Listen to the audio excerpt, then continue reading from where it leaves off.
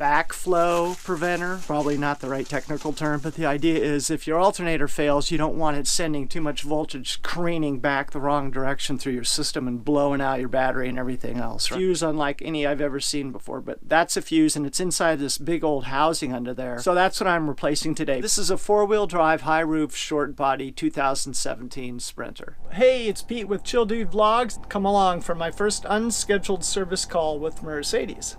Jackson Mercedes service is here to listen to my, what I think is like a whirring turbo type sound. Thanks, Jackson.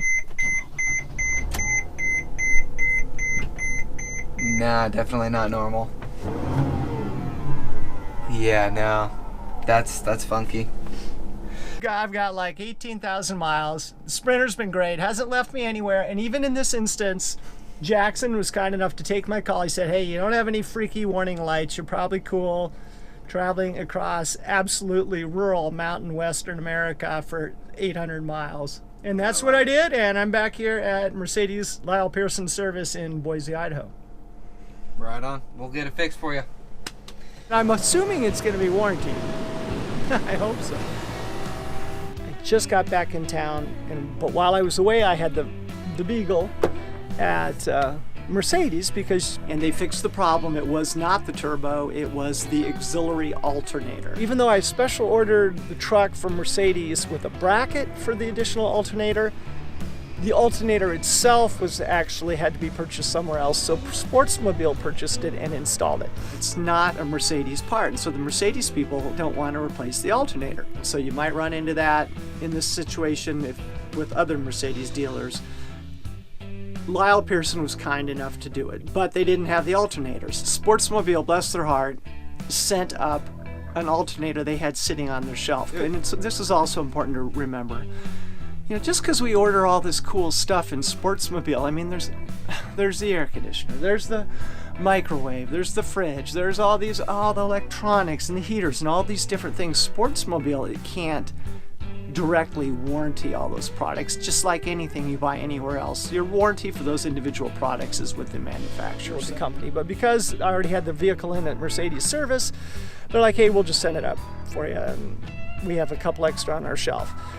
So I call up Peter, that's the name of the service guy at Sportsmobile, a great guy, really responsive. He was like, well, okay, I haven't got the old alternator back from Mercedes yet, but hey, while I got you on the phone, let's just double check everything's working okay. And I'm like, cool, I appreciate that. So we started checking everything and it's not charging. But basically he had me turn the car on, go back, check out the inverter. He said with that second alternator, I mean, the whole reason you have it is so that it charges really fast when you're driving, and he was like, hey dude, it should be totally charging. I was just sitting at 13 volts and he should have been more than that. Ran through the obvious fuses, 10, 11, or 12 right here.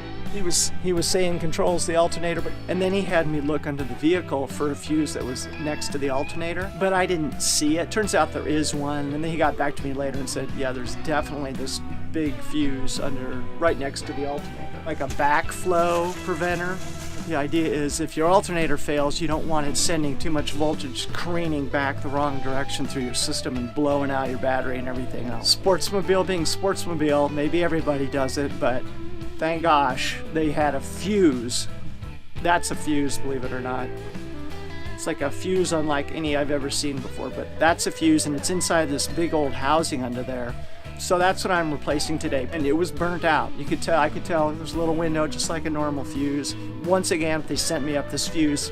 Yeah, anyways, that's my job today, is replacing the fuse and then double checking that everything's charging. Here's my Sportsmobile. I call it the Beagle, HMS Beagle. Isn't she beautiful? Another vlog you might want to check out is my one about installing the Wilcooffroad swing arm and bike rack install. And there's my trusted companion.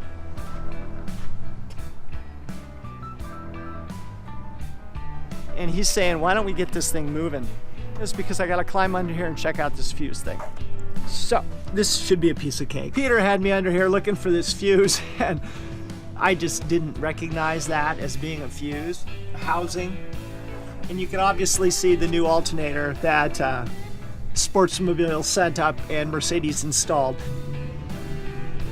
Well, that's what it looks like without the little plastic cover on it. It'd be really easy to break this thing, I think. So just push the tabs in and then pull. Take the battery one off, insulate it. So I just pulled the one terminal off, the battery one. Then I'm just gonna take that one off. It's all, the vehicle's like brand new. Everything's super easy to take apart.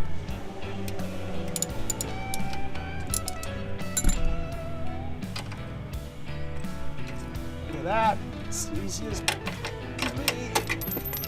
So check this out.